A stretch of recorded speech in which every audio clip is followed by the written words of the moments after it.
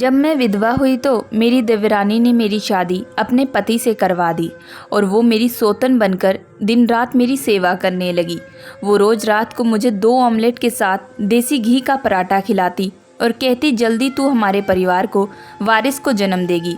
और जब मैं सुबह उठती तो मेरे पर्स में ढेर सारे पैसे रखकर मुझे डॉक्टर के पास ले जाती। एक दिन नर्स हम दोनों को पहचान न सकी क्योंकि हम दोनों ने एक ही रंग के कपड़े से चेहरे को ढक कर रखा था। तो वो मेरे कान में आकर बोली, आज आप इन्हें नींद की गोली मत खिलाना। मुझे शक हुआ। मैंने उस रात को कुछ नहीं खाया और सोने का नाटक करके लेट गई। लेकिन कुछ देर बाद ही मेरी तो जान निकल गई ये देख कर कि वहाँ तो मेरा नाम गीता है। मेरे साथ ज़िंदगी ने इतना बड़ा मजाक किया कि मैं बता ही नहीं सकती। मैं सोचती रहती थी कि सब कुछ ठीक हो जाएगा और फिर सब कुछ बर्बाद होता रहा। मैंने सब कुछ स्वीकार कर लिया कि मैं मतलबी थी। मेरी कहानी सुनकर आप लोग भी हैरान रह जाएंगे। आखिर मैं आप लोगों पर ही फैसला छोड़ देती हूँ, मैंने सही किया या फिर गलत। मैं 18 साल की थी जब मेरी शादी करवा दी गई। मेरे लिए रिश्ता एक रिश्तेदार ने लाया था, लेकिन ये लोग हमारे मोहल्ले के ही थे। हमको आते जाते देखते रहते थे। हम शादियों में भी एक दूसरे से मिलते थे। ये एक जॉइंट फैमिली थी और उस घर में 3 बेटे पहले से ही शादीशुदा थे और आखिरी 2 बेटों की शादी एक साथ होने वाली थी। मेरे होने वाले देवर की बीवी पसंद कर ली गई और दूसरे बेटे के लिए मुझे पसंद कर लिया गया। मेरा परिवार अच्छा था। मेरे माता पिता अच्छे खाते पीते परिवार के थे और मैं इकलौती बेटी थी। मेरी देवरानी का नाम रीमा था। हम दोनों की शादी एक साथ ही हुई थी और शक्ल सूरत से वो ज़्यादा अच्छी नहीं थी, इसलिए सब लोग आते तो मेरी ही तारीफ करते कि तुम मुझसे ज़्यादा खूबसूरत हो। और मेरे पति किशन आम शक्ल सूरत के मालिक थे। जाने अनजाने में मैंने रीमा के साथ बहुत बुरा किया क्योंकि शादी वाले दिन सब लोग मेरी ही तारीफ कर रहे थे और उसके तरफ कोई देख ही नहीं रहा था। 2 लड़कियों की शादी एक साथ नहीं करनी चाहिए, अन्यथा इसी तरह का कोई सीन होता है। लेकिन मेरे ससुराल वाले अपने पैसे बचा रहे थे। उन्होंने कहा कि 2 भाइयों की शादी एक साथ ही करवा दी जाए, जबकि हमें तो पैसों की कोई दिक्कत नहीं थी, लेकिन उनकी अपनी मर्जी थी। अब क्या कर सकते थे। हमारी शादी हो गई और हम दोनों ने अपनी अपनी ज़िंदगी की शुरुआत की। वैसे तो जो ज्वाइंट फैमिली थी, लेकिन सभी के चूल्हे अलग अलग थे और इसी बात का आराम था। जीवन अच्छा चल रहा था, कोई समस्या नहीं थी। मेरे पति भी मुझसे बहुत प्यार करते और मेरी हर बात मानते और हम लोग अच्छे तरीके के साथ ज़िंदगी जी रहे थे। लेकिन मेरी देवरानी के कमरे से हमेशा लड़ाई झगड़े की आवाज़ें आती। पहले तो मुझे लगा कि ये आम बात है क्योंकि शादी की शुरुआत दिनों में थोड़ी बहुत बहस हो जाती जिसमें पति पत्नी एक दूसरे को मनाते, लेकिन यहाँ पर तो बहुत ज़्यादा झगड़े हो रहे थे और मेरा देवर ज़ोर ज़ोर से अपनी बीवी पर चिल्लाता रहा। जब मैंने अपने पति से बात की तो उन्होंने कहा कि हमें उनके मामले में नहीं बोलना चाहिए। एक बार मैं उन दोनों के कमरे के बाहर से गुजर रही थी, तभी मैंने अपने देवर की आवाज़ सुनी और मैं इसलिए रुक गई क्योंकि मैंने अपना नाम सुना था। मेरा देवर न जाने मेरा नाम लेकर अपनी बीवी पर क्यों चिल्ला रहा था। मैं सोचने लगी कहीं मुझसे तो कोई गलती तो नहीं हो गई, लेकिन ऐसा तो कुछ भी नहीं हुआ था। मैं उनके मामले में बिल्कुल दखल नहीं देना चाहती थी क्योंकि मेरे पति ने मुझसे कहा था कि तुम्हें ऐसा कुछ भी करने की ज़रूरत नहीं है, इसलिए मैंने उन्हें उनके हाल पर छोड़ दिया। एक दिन मेरे देवर ने मुझे रोका और कहा, भाभी आप मेरी बीवी को कुछ सिखा दे, उसे कहें कि वो आपकी तरह सज धज कर रहा करे। मैंने अपने देवर से कहा, आपकी पत्नी तो बहुत प्यारी है, उसने सजने की ज़रूरत नहीं है। तो वह कहने लगा, बिल्कुल भी प्यारी नहीं है, आप सब उसका दिल रखते हैं, तभी तो वो अपना ख्याल नहीं रखती। एक दिन मेरे पति घर आ गए। उन्होंने कहा कि उनका मूड ठीक नहीं है, पता नहीं क्या हो रहा था। सुबह से ही मेरा दिल बहुत ज़्यादा घबरा रहा था जब हमें एक बुरी खबर सुनने को मिली कि मेरे पति इस दुनिया से चले गए हैं। मेरे पति और मेरे देवर दोनों ही मोटरसाइकिल पर जा रहे थे और उनकी मोटरसाइकिल कार से जा टकरा गई। मेरे देवर को तो थोड़ी बहुत चोट लगी थी, लेकिन मेरे पति इस एक्सीडेंट में मारे गए। मैं गम में डूब चुकी थी और अभी तक मेरी शादी को 1 साल भी नहीं हुआ था और मैं विधवा हो चुकी थी। पति के देहांत के बाद ही मैं ससुराल में रहती रही। ये दिन मैंने बहुत उदासी से काटे। सब कहने लगे, इस लड़की की ज़िंदगी तो बर्बाद हो गई है, अब इससे शादी कौन करेगा। आजकल तो कुंवारी लड़कियों को भी रिश्ते नहीं मिलते। मेरी देवरानी भी बहुत उदास थी, बार बार मुझे समझा रही थी, लेकिन मैंने सारा गुस्सा उसी पर निकाल दिया। मैंने कहा, तुम्हारे पति के साथ ही मेरा पति गया था, किसी को ये कहना बहुत आसान होता है कि संभालो खुद को, लेकिन जब खुद पर बीती है ना तब पता चलता है। अगर मेरी जगह आज तुम होती तो मैं तुमसे पूछती कि इतना बड़ा दुख किस तरह बर्दाश्त करोगी। तुम्हारा पति तो सही सलामत है, मेरी तो दुनिया ही खत्म हो गई है। मेरे देवर ने ये बात सुन ली और मुझे कोई जवाब नहीं दिया। पति के देहांत के बाद मैंने ससुराल में ही रहने का फैसला किया था। मैंने कहा मैं वापस अपने घर नहीं जाऊंगी, मुझे दूसरी भी शादी नहीं करनी है। पति को गुजरे 6 महीने हुए थे जब मेरी देवरानी ने मेरे सास के सामने एक बात रखी जिस पर घर वाले तुरंत तैयार हो गए। और वो बात ये थी कि मेरी देवरानी मुझे अपनी सौतन बनाना चाहती थी। वो चाहती थी कि मैं उसके पति यानी कि मेरे देवर अमर से शादी कर लूँ। घर वाले और अमर भी इस बात के लिए तैयार थे। अब सारे एक साथ बैठे हुए थे, तभी उसने कहा कि मेरी मोटरसाइकिल चला रहा था, भाई मेरे पीछे बैठे थे। मुझे ऐसा लगता है कि वो मेरे हिस्से की मौत लेकर चले गए हैं, इसलिए उनकी जिम्मेदारी मुझे निभानी चाहिए। घर वालों का भी यही कहना था कि तुम हमारी बहू हो, हम तुम्हें बड़े शान से शादी कर कर लाए थे, अब तुम हमारे बेटे की आखिरी निशानी हो। तुम्हें देखकर हमें हमारे बेटे की याद आती है, तो तुम इसी घर में रह जाओ। मेरे माँ बाप को भी घर पर बुला लिया गया, उनका भी यही कहना था। ये फैसला एकदम सही है। जब लड़का यानी कि मेरा देवर इस बात के लिए तैयार है तो फिर किसी और के बोलने की कोई मतलब नहीं निकलता। मेरी देवरानी भी तैयार थी। उसने मेरे हाथ पे हाथ रख कर मुझे कहा, तुमने ठीक कहा था। किसी को समझना बहुत आसान होता है, लेकिन उसके दुख को बांट लेना बहुत मुश्किल होता है। मैं अपने पति को तुम्हारे साथ बांट कर बिल्कुल भी दुखी नहीं हो जाऊंगी, मुझे कोई शिकायत नहीं है। ये बात मुझे बहुत अजीब लग रही थी, बहुत ही ज़्यादा अजीब। मैं ऐसा नहीं चाहती थी, लेकिन मेरे ससुराल वाले, मेरे माँ बाप, सब लोगों ने मुझे यही समझाया था कि सबसे अच्छा निर्णय ये है। और मेरे देवर की अभी से सब तारीफ करने लगे कि उसने बहुत ही अच्छा निर्णय लिया है। अपने भाई की विधवा से शादी करने से अच्छा और क्या हो सकता है। उसकी बीवी यानी मेरी देवरानी की भी सब लोग प्रशंसा करने लगे। भगवान ऐसी बीवी सबको दे जिसने अपने पति को सही राह दिखाई, वरना बीवियां तो आजकल ऐसी बातों पर बहुत ज़्यादा गुस्सा हो जाती हैं।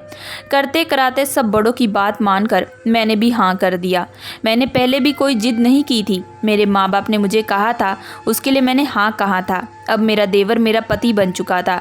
मैं अभी भी अपने ही कमरे में रहती, जिस कमरे में पहले रहती, अभी भी वही मेरा ही कमरा था। लेकिन मेरा देवर जो कि अब मेरा पति बन चुका था, उसी कमरे में मेरे पास आया। मेरी दूसरी शादी को अभी 1 हफ्ता ही हुआ था कि मेरे देवरानी मेरे कमरे में आई। देवरानी के हाथ में कुछ था। उसने एक प्लेट में 2 ऑमलेट और एक पराठा रखा हुआ था। कहने लगी, मैं ये तुम्हारे लिए लाई हूँ। मैंने उन्हें अपने हाथों से बनाया है और ये देसी घी भी बनाए हुए हैं और ये आमलेट भी।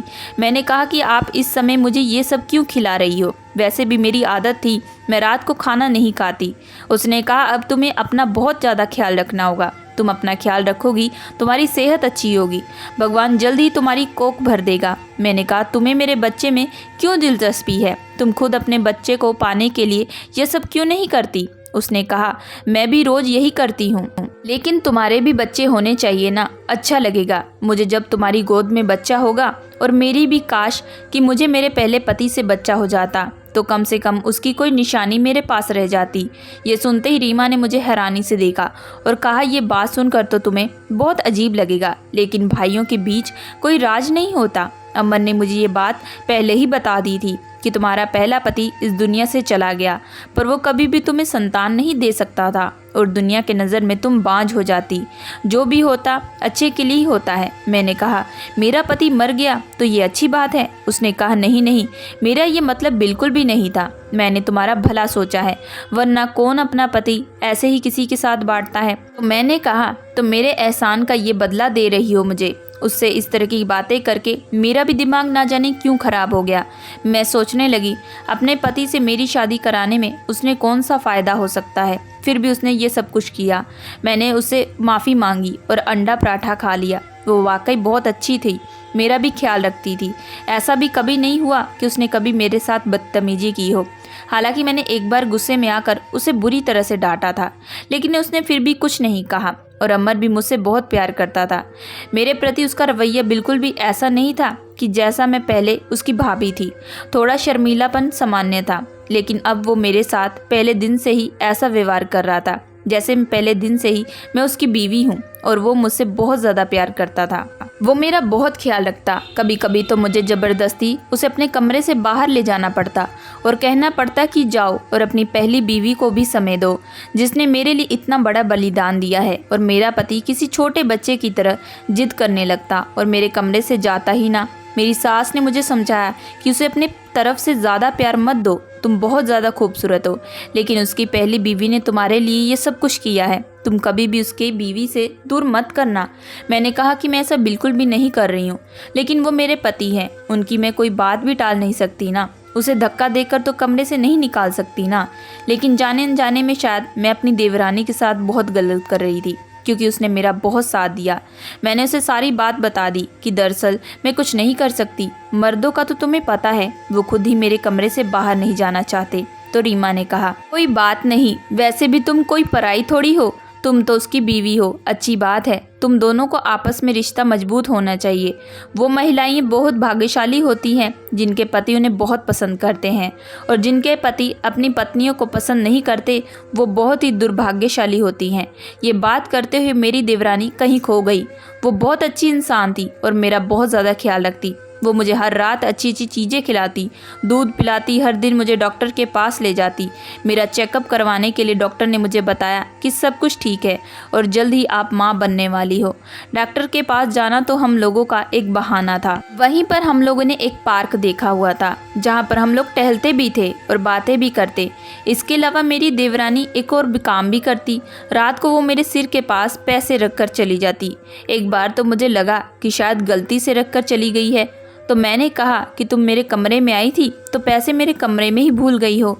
लेकिन उसने कहा, नहीं नहीं, वो पैसे मेरे नहीं थे, मैंने तुम्हारे लिए ही रखे हैं। मैंने कहा, तुम्हारे पास इतने पैसे कहाँ से आए और तुम अपने पैसे मुझे क्यों दे रही हो? तो कहने लगी, मैं इतने सारे पैसे कहाँ से लाऊंगी, दरअसल मेरे पति ने ये मुझे दिए थे और कहा था कि तुम्हें दे दूँ, क्योंकि तुम भी उनकी पत्नी हो तो खर्चा तो तुम्हें भी मिलना चाहिए। मैंने कहा, हमारा पति इतने सारे पैसे कमाता है? तो कहने लगी, हमारा पति तो पहले दिन से ही बहुत ज़्यादा पैसे कमाता था। कभी कभी तो मुझे लगता था कि पिछले पैसे पड़े हैं और फिर से और मिल जाते हैं। मेरी तो किस्मत चमक उठी थी। अब तुम भी उसकी बीवी हो, इसलिए आधे तुम्हारे लिए रख कर चली जाती हूँ। मैंने कहा, चलो अच्छी बात है। इसका मतलब है मेरे पति यानी कि अब मेरे ही पैसे थे।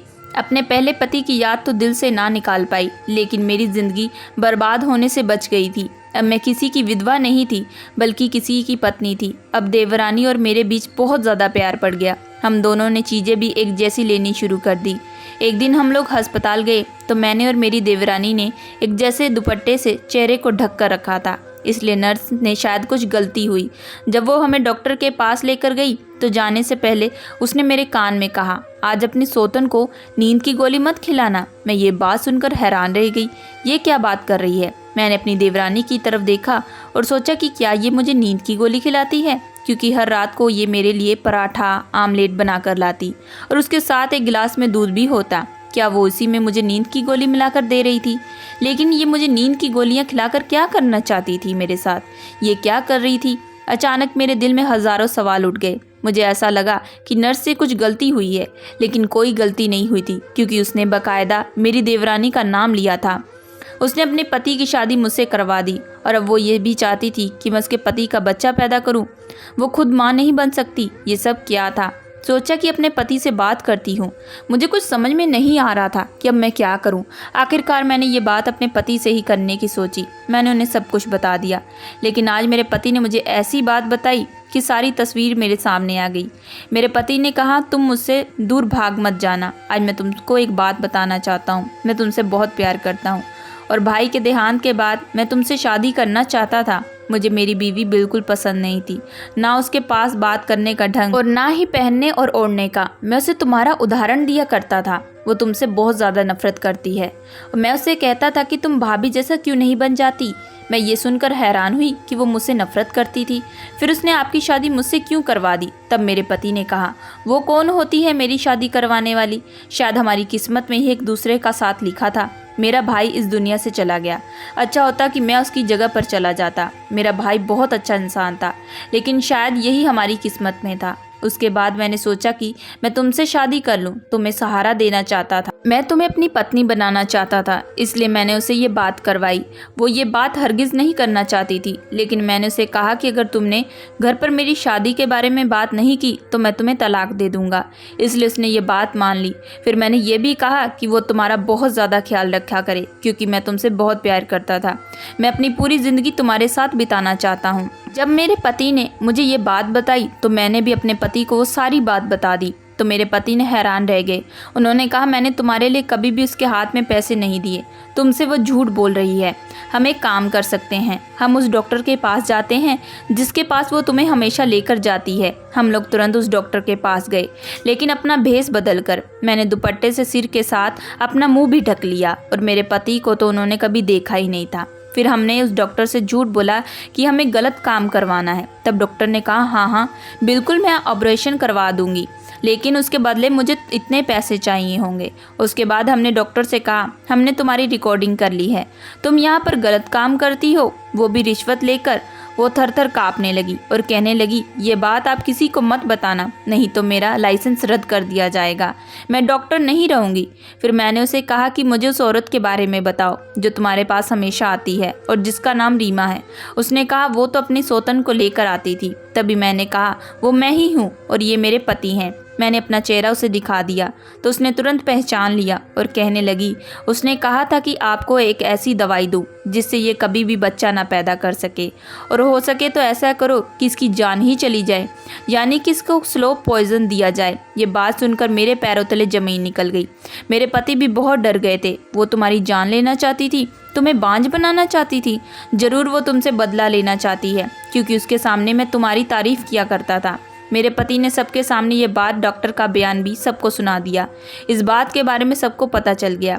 डॉक्टर से बात करके हम लोग सीधा घर पहुंच गए। तभी रीमा सामने ही बैठी हुई थी। मेरे पति ने कहा, ये माफ़ी मांग मेरे बीवी से और कसम खाए कि इस तरह का काम दोबारा नहीं करोगी तो मैं इसे माफ़ कर दूंगा, वरना इसको आज ही तलाक दे दूंगा। रीमा ने भी ऐसा रूप दिखाया कि मैं तो देखकर हैरान रह गई। कहने लगी, तुमसे माफ़ी भला कौन मांग रहा है और तुम्हारे साथ रहना कौन चाहता है? अपने भाभी पर नज़र रखने वाले घटिया इंसान हो तुम। नहीं रहना मुझे तुम्हारे साथ, दे दो मुझे तलाक। अमन ने उसे तलाक तो नहीं दिया, लेकिन वो हमेशा के लिए चली गई। मैं आज भी उसके बारे में सोचती हूँ तो हैरान रह जाती हूँ कि लोगों के चेहरे और उनका बर्ताव देखकर आप ये नहीं पहचान पाते कि वो आपके साथ क्या कर रहे हैं। कभी कभी मासूम नज़र आने वाले लोग भी बहुत खतरनाक होते हैं। मेरी देवरानी के दिल में जहर तब बैठा जब मेरे पति ने उसके सामने मेरी तारीफ़ करनी शुरू कर दी। उसको मेरा उदाहरण देने लगे और फिर उसको कहा, मेरी शादी करवाओ। मेरे पति ने भी गलत किया था, लेकिन रीमा को इसके बदले में मेरे साथ इतना गलत नहीं करना चाहिए था कि वो मेरी जान लेने पर उतर आए। मुझे तो लगा था कि इन सब के बाद मैं माँ नहीं बन पाऊंगी। पता नहीं वो तो मुझे कब से दवाई दे रही थी, लेकिन जिस इंसान को इस दुनिया में आना हो उसे आने से कौन रोक सकता है। भगवान के आशीर्वाद से मुझे जुड़वा बच्चे हुए। भगवान ने हमें एक बेटी दी और एक बेटा। भगवान के आशीर्वाद से मैं अपनी ज़िंदगी में बहुत ज़्यादा खुश हूँ। मेरी देवरानी कहाँ गई, अब किसके साथ है, मुझे कुछ नहीं मालूम। उसने फिर से शादी की या नहीं ये भी किसी को पता नहीं, लेकिन कभी कभी मैं सोचती हूँ कि मेरे पति ने भी उसके साथ गलत किया। वो उसको इस मुकाम तक ले आया कि वो इस हद तक चली गई। लेकिन आपके साथ अगर कोई बुरा करे तो इसका ये मतलब नहीं कि आप भी उसके साथ बुरा करें। अच्छा इंसान वो होता है जो अपने साथ बुरा करने वाले के साथ भी अच्छा कर जाए। दोस्तों, मैं आशा करती हूँ कि आप लोगों को ये कहानी पसंद आई होगी। अगर आप लोगों को ये कहानी पसंद आई है तो प्लीज़ हमारे चैनल को लाइक एंड सब्सक्राइब जरूर करिएगा एंड बेल आइकन का बटन जरूर दबाइएगा।